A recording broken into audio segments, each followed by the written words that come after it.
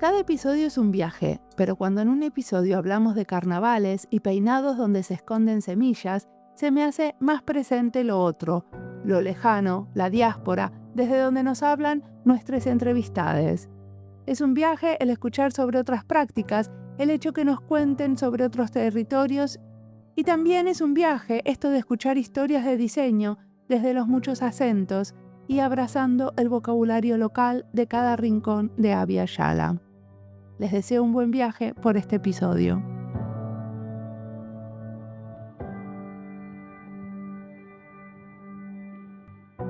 Sandra Vélez Granada es una diseñadora e investigadora colombiana dedicada al patrimonio cultural del vestido, que incluye las pinturas corporales, los pintados y las máscaras y mucho más. En esta entrevista nos cuenta de su investigación sobre los carnavales y el carriel. También hablamos de trabajar en la intersección de la antropología y el diseño, de diseñar desde adentro, dando valor a lo propio. Mi nombre es Mariana Salgado, esto es Diseño y Diáspora.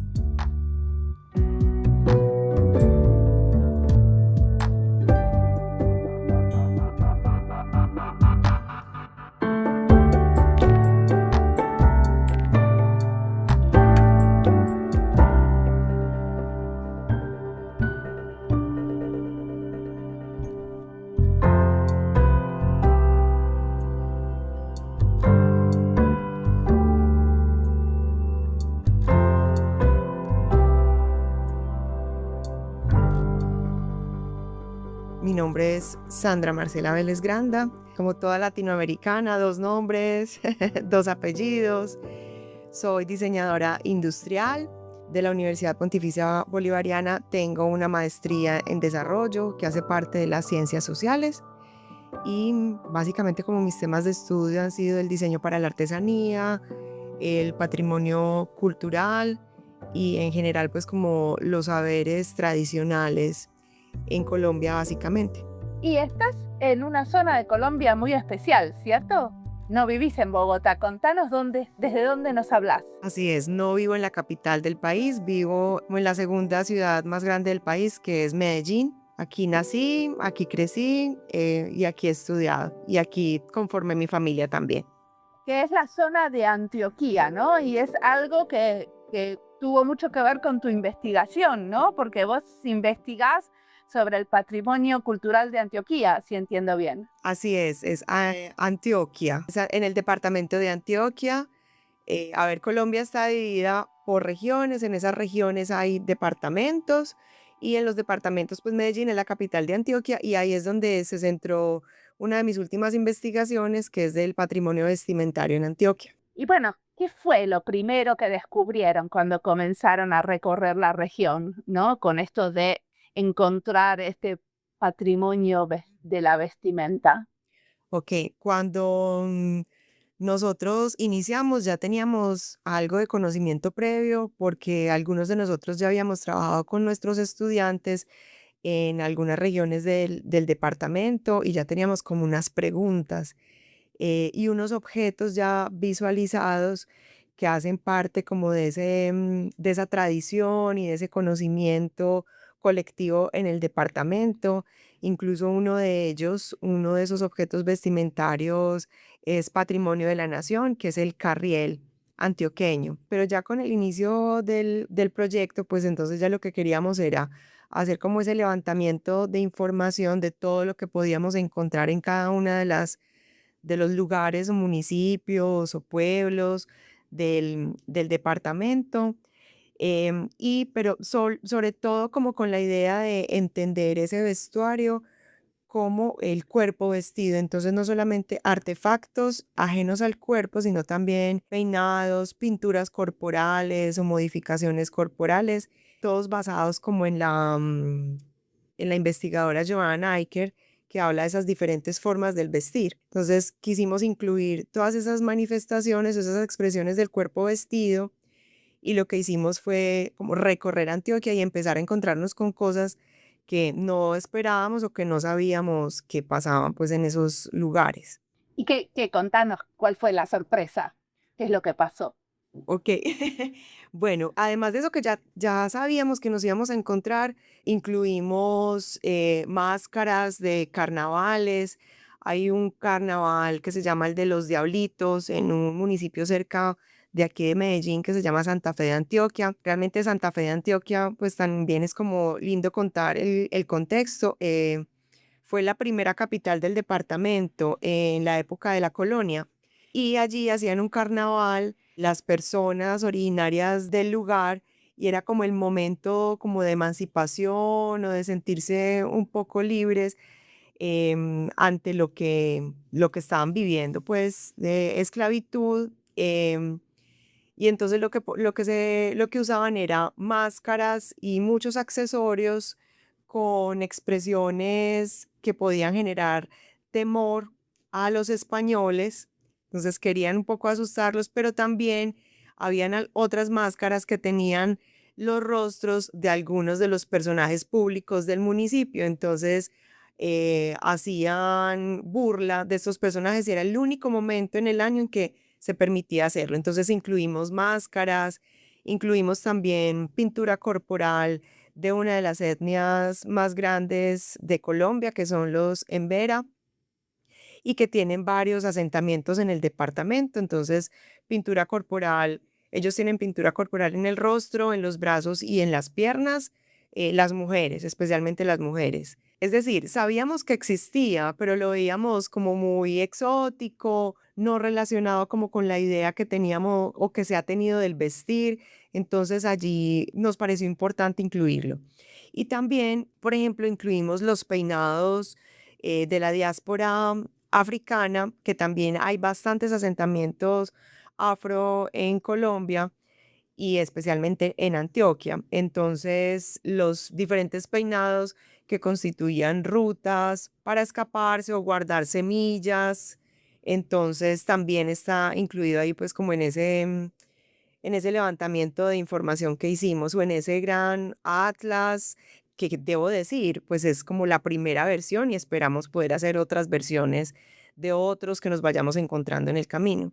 Este atlas que ustedes hacen, de alguna manera está revelando cosas, ¿no?, del patrimonio, pero ¿qué te parece que el vestuario revela que otro tipo de artefactos no revelaría? A ver, ahí hay una cosa importante y es que necesitábamos comprender el patrimonio desde el diseño, porque quienes han trabajado en los asuntos de preservación de patrimonio generalmente han sido antropólogos o historiadores. Entonces, bueno, y un diseñador que tiene que ver con esto del patrimonio, si no es como mantenerlo vivo a través de la renovación de productos artesanales, pues no.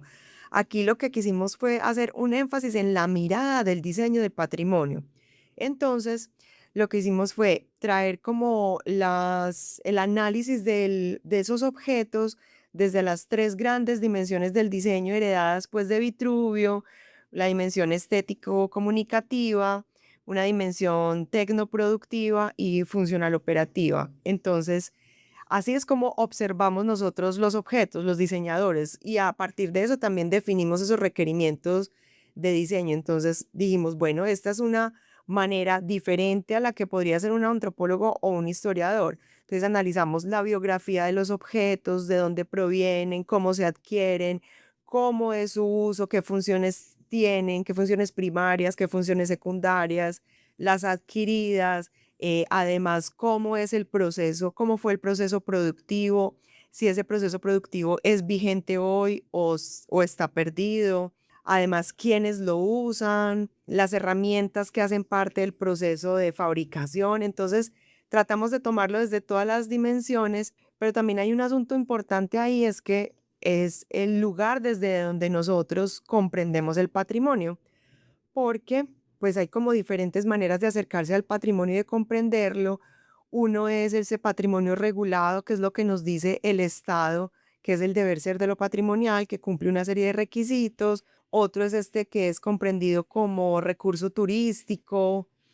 Y nosotros nos acercamos al concepto de patrimonio desde trayendo un poco a colación el concepto de Katia Mandoki como el patrimonio prosaico, ese de la cotidianidad, ese que no necesariamente está regulado por el Estado, pero que entre todas las personas se quiere preservar, se mantiene vivo y es como guardado como memoria viva de su historia.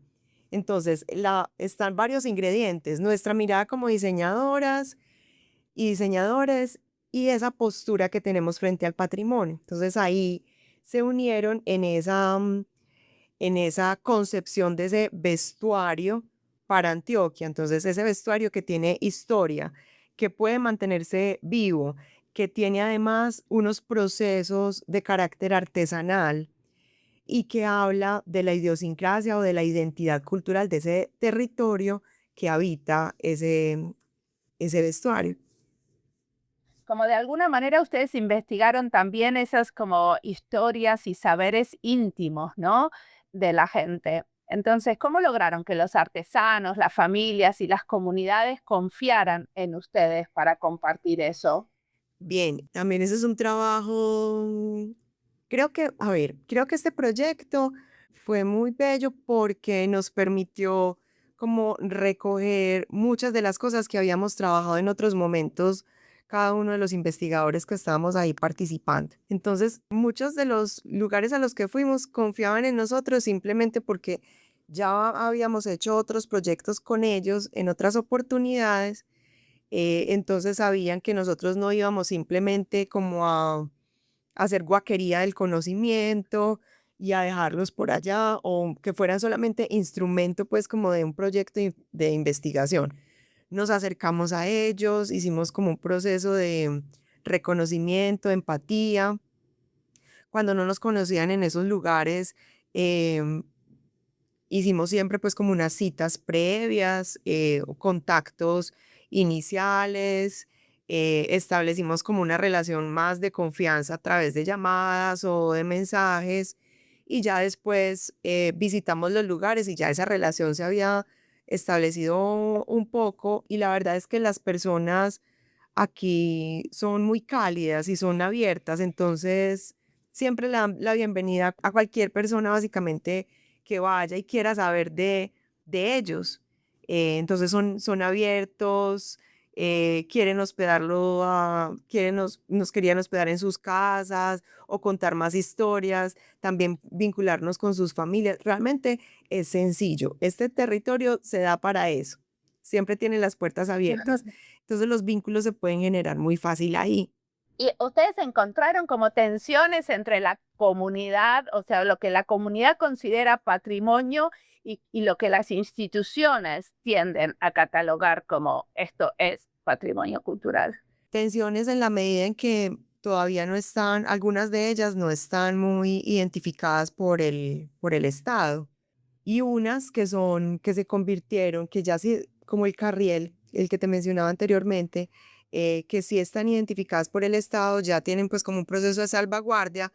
eh, Perdón, ¿qué es el carriel? No Ok, entiendo qué es pues, eso. pues claro, el carriel es un bolso muy particular, es un bolso en cuero, originalmente era hecho en cuero de nutria, que tiene 12 bolsillos y bolsillos de diferentes tamaños y cada bolsillo tiene la función de guardar algo en especial. Era utilizado por los arrieros, que los arrieros son unas personas que eran como los mensajeros de la época de la colonia. Ellos se desplazaban en mulas por las diferentes zonas rurales del país, transportando mercancía y llevando mensajes. Entonces, ese era como su bolso. Ahí cargaban navajas, cargaban dinero, cargaban algo de comida o dulces, elementos religiosos, entonces tiene 12 bolsillos para 12 cosas diferentes. Es un objeto muy pesado y se ha transformado, digamos que las transformaciones que ha tenido son de carácter simbólico. Entonces, inicialmente era para los arrieros, luego lo han usado otras personas, ganaderos, luego se empezó a hacer un poco de símbolo del narcotráfico también aquí para nosotros, entonces lo usaban los grandes capos del narcotráfico, se perdió un poco el uso cotidiano del carriel, Luego ya las nutrias estaban protegidas y en vía de extinción, entonces no se podía hacer de nutria, cambió el material, pero aún se mantiene y se han hecho transformaciones un poco más comerciales. Entonces el carriel es una prenda muy básica del arquetipo del antioqueño o del paisa, y entonces ese sí es patrimonial, ese sí está regulado, sí está salvaguardado. Pero entonces no todas las personas se identifican con eso, o lo que han hecho, o esas tensiones por las que me preguntabas, o lo que han hecho esos objetos es que ya al ser preservados se convierten en elemento de patrimonio, pero solamente para el turismo. Y ya sabemos lo que trae el turismo en muchos lugares. Entonces, la tensión se generaba, lo que vimos pues que se generaba de tensión básicamente fue en esa relación. Pero en lo que las personas consideraban patrimonial, así no fuera regulado por el Estado, realmente ahí no existía tensión evidente.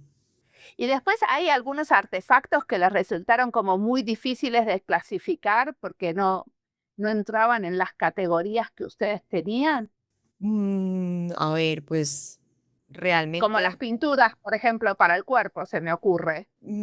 creo que como teníamos la mirada del diseño puesta ahí, y el diseño pues ha expandido todas sus maneras de comprender sus acciones o su forma de moverse en el mundo, creo que en ese sentido no hubo ninguna dificultad.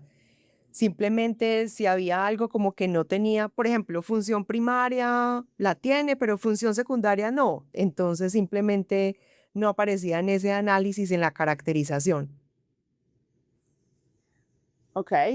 Y entonces, estoy viendo. ¿Cómo hacemos para evitar que el diseño extraiga saberes en lugar de fortalecerlos? Y qué pregunta Como tan importante, fundamental esa pregunta, porque muchos cuando diseñadores, vamos al territorio y hacemos este tipo de trabajo que vos sabes muy bien hacer. así es para no convertirnos en extraccionistas. Yo creo que lo más importante es trabajar con las personas del lugar.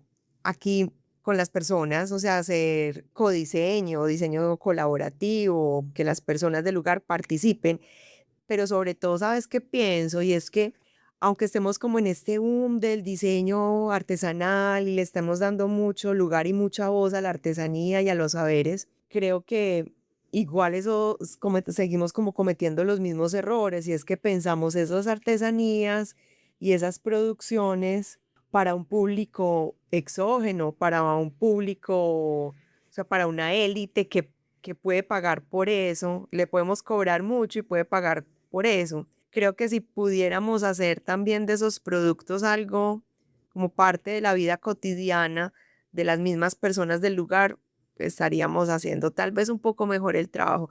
Pensar que no solamente se diseña para comercializar o para el mercado, sino con otros fines distintos, creo que podría ayudar un poco. Igual, si también lo vamos a hacer para el mercado, trabajar de la mano de las personas, de los artesanos, de los que saben, de los expertos, y y que la ganancia sea igualitaria o equitativa para cada uno de nosotros, pues sí es necesario que aparezca en el mercado ese producto.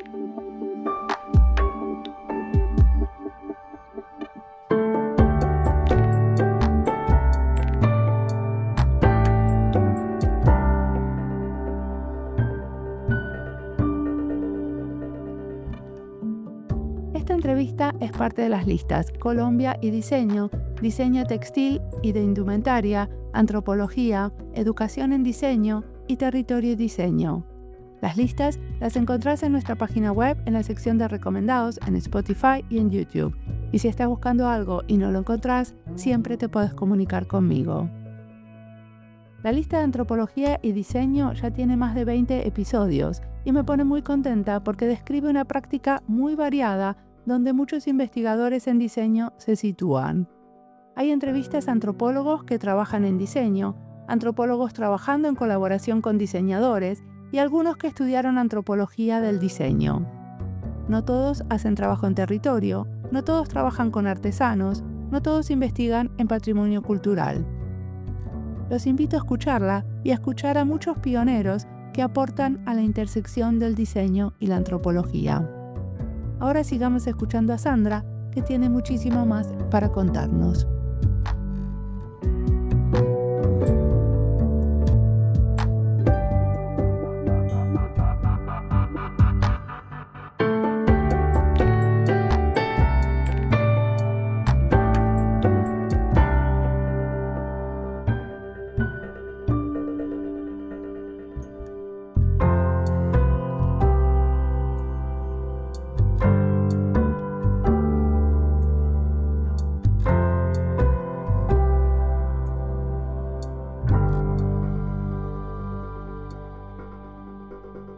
Y decime, después de hacer una cosa así como este atlas y toda esta clasificación, ¿también llevan al aula y a la enseñanza de diseño todo este material?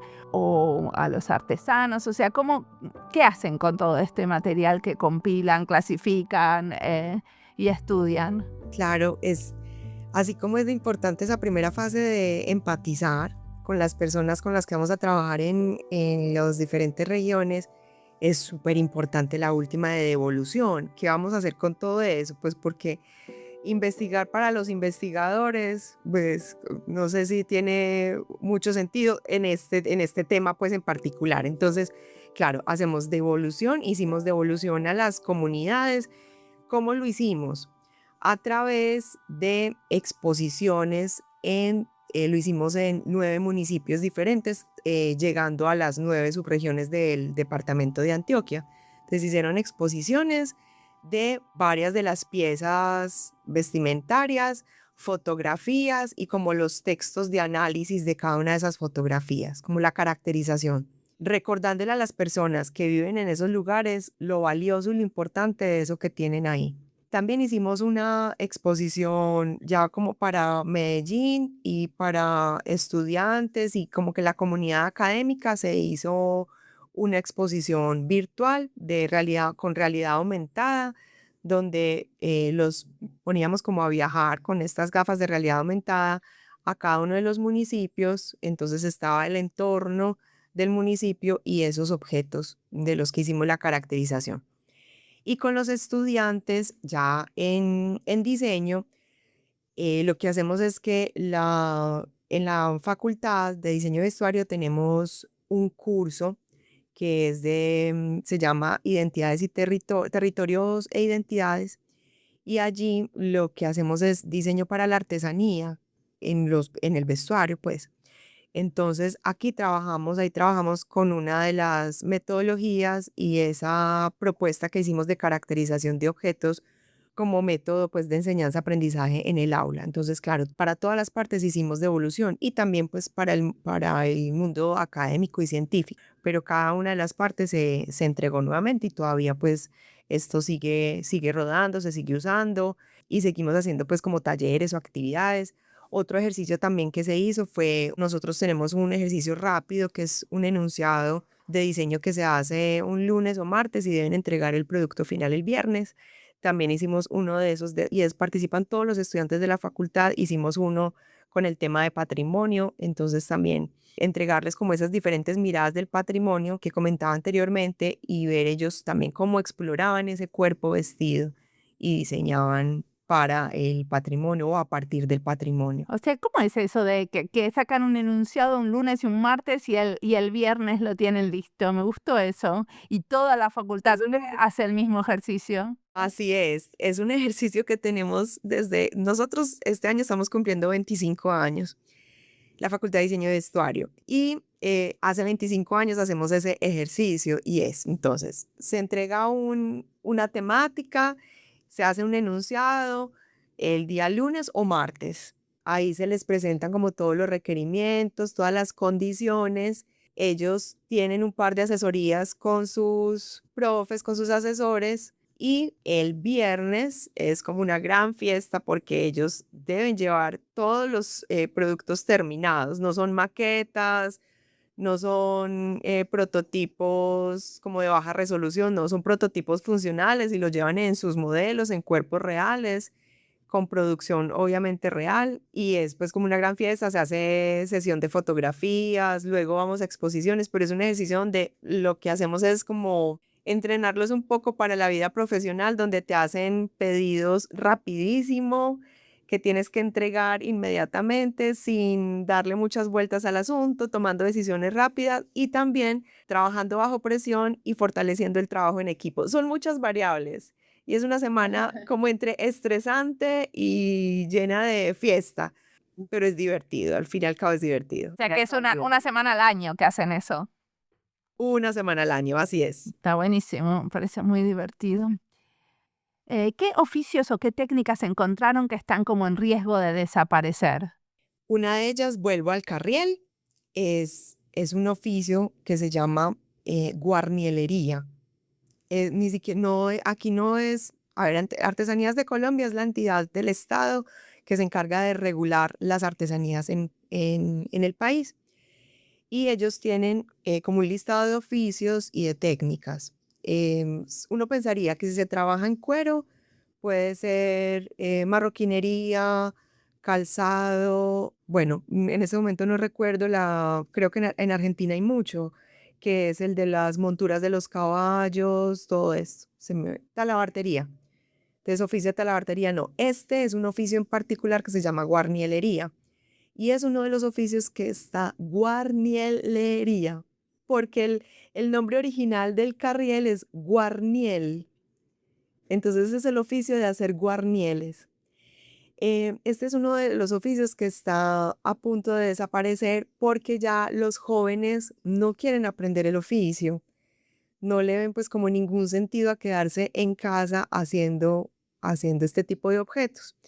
Entidades como el SENA, que es una entidad de educación técnica que es del Estado, ha hecho unos grandes esfuerzos en este municipio, que es el municipio de Jericó, por formar nuevos hacedores de carrieles, pero no ha tenido pues como el eco que se espera. Entonces ya muchos de ellos están ya ancianos y los nuevos guarnieleros pues quieren dedicarse a hacer otro tipo de bolsos que pueden ser mucho más comerciales, porque hacer un guarniel toma mucho tiempo, es difícil y el material es muy rígido, entonces también maltrata bastante las manos. Entonces ese es uno de los oficios que está como en vía de extinción.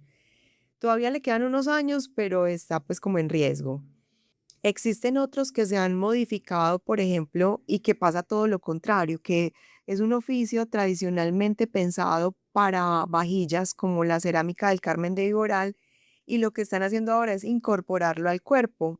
Entonces están desarrollando accesorios en cerámica, aretes, collares, pulseras, y ahí está pasando todo lo contrario. Un oficio dedicado a otra cosa se viene y se ocupa ya de vestir el cuerpo. Y hay otros oficios que se pierden porque existen una o dos personas que se están encargando de hacerlo. Y es también ese para el municipio de Girardota, unos artefactos que se hacen, que son unos sombreros para un carnaval, también que se hace en ese municipio. Y se hace con un papel seda o papel globo. Y ya hay muy pocas personas, hay como 2 personas en el municipio que lo hacen, entonces también está en riesgo de desaparecer. Y también quiero mencionar otro que mencioné al principio, que es el de los diablitos, las máscaras de los diablitos, y es que cuando nosotros hicimos la investigación, había una sola persona que estaba haciendo las máscaras, esas son en papel maché, una sola persona.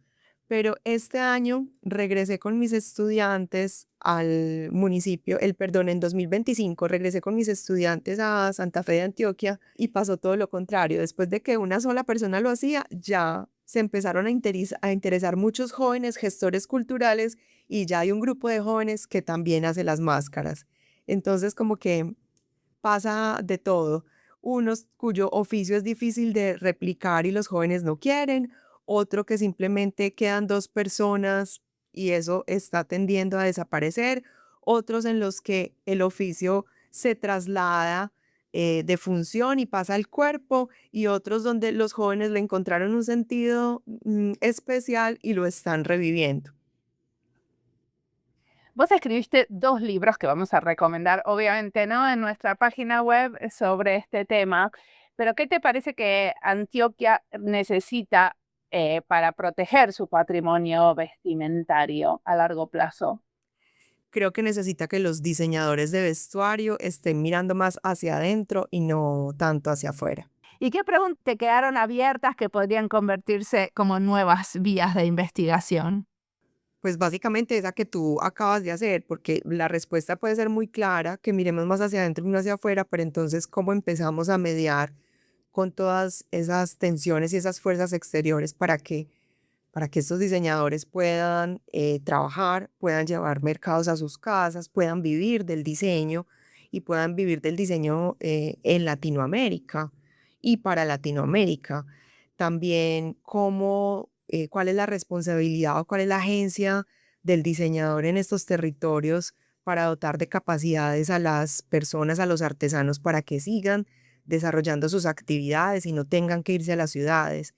También cuál es el papel de los artesanos en en la gestión pública y en la toma de decisiones. Y en la toma de decisiones, pues hablo en relación pues como con el patrimonio, porque ese es nuestro tema, pero podríamos hablar de esas otras tomas de decisiones tan necesarias que nos estamos preguntando los diseñadores hoy en Latinoamérica. ¿Cuál es ese miedo a hablar del diseño latinoamericano?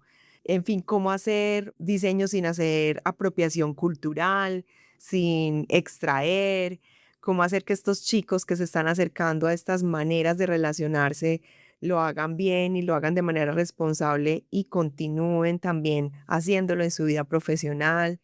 Creo que esas preguntas son son más como existenciales del profesional del diseño, y quienes ya estamos pues como con algunos añitos más, que estas nuevas generaciones realmente lo hagan de manera responsable.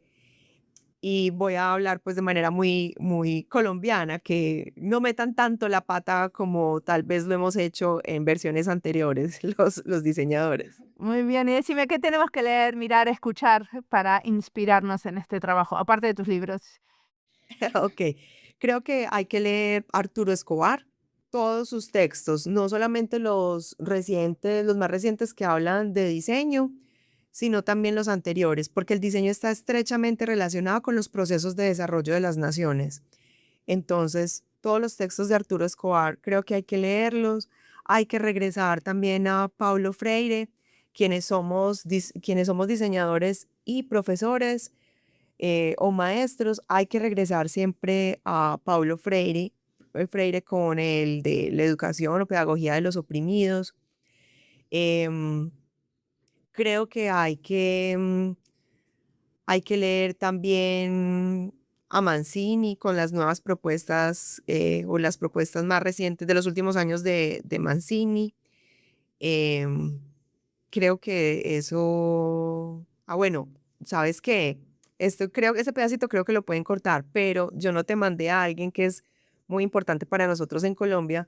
Pueden leer a Alfredo Gutiérrez. Él tiene unas propuestas bien interesantes y una mirada del diseño muy amplia. Entonces también leerse a Alfredo Gutiérrez.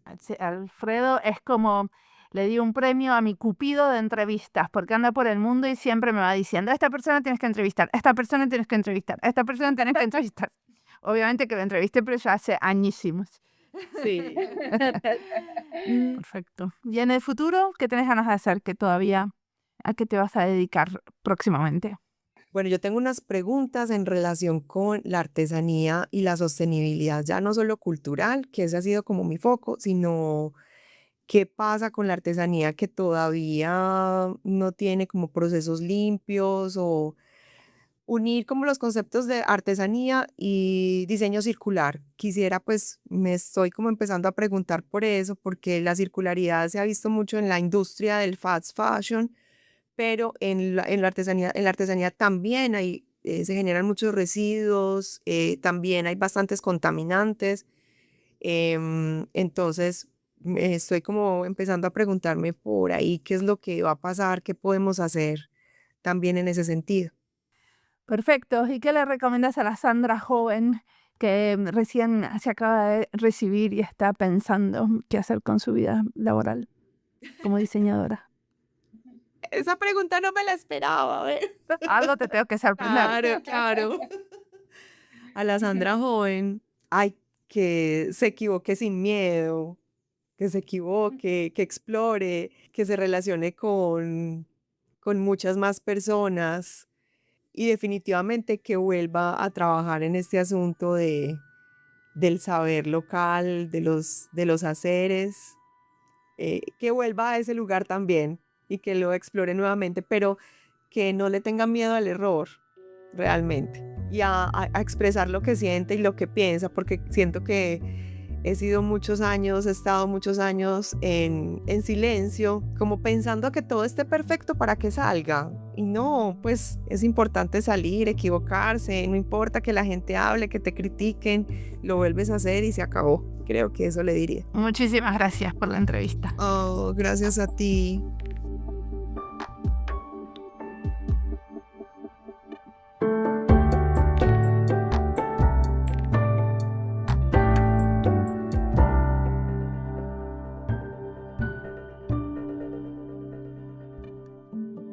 Inventariar no es ordenar cosas, es decidir qué vale la pena mirar y qué queda fuera de foco. Cuando el vestuario aparece como patrimonio cotidiano, más cuerpo que vitrina, el diseño se mete en un terreno político, porque no alcanza con documentar, hay que hacerse cargo. Porque clasificar también transforma y nos transforma las maneras de ver las cosas. Nombrar cambia el objeto, y ahí el riesgo no es que nos equivoquemos, sino creer que se puede mirar sin intervenir. El diseño entra como mediador, pero también como actor, porque aunque a veces prefiera no admitirlo. Hay algo político en decidir para quién es el diseño, pero también algo íntimo, volver a lo local, a equivocarse sin miedo. Tal vez el diseño en Latinoamérica no necesita más respuestas, sino bancarse mejor las preguntas incómodas que nos hace Sandra, y no soltarlas rápido. Me encantó saber de este trabajo tan rico que hace Sandra y su equipo de las tensiones y las emociones alrededor del patrimonio del vestido. Me queda flotando una pregunta grande. ¿Cómo se diseña sin extraer, sin empujar a los oficios a una nostalgia que no les pertenece? Tal vez el mundo del diseño tiene que ver con aprender a observarnos y las prácticas de conservación y recopilación son eso, prácticas de observación. Trabajar con lo que cambia, con lo que se mezcla, con lo que ya no es puro. Aceptar que el patrimonio también duda, se cansa y se reinventa, y que el diseño, si quiere estar ahí, tiene que aprender a observar más de lo que propone.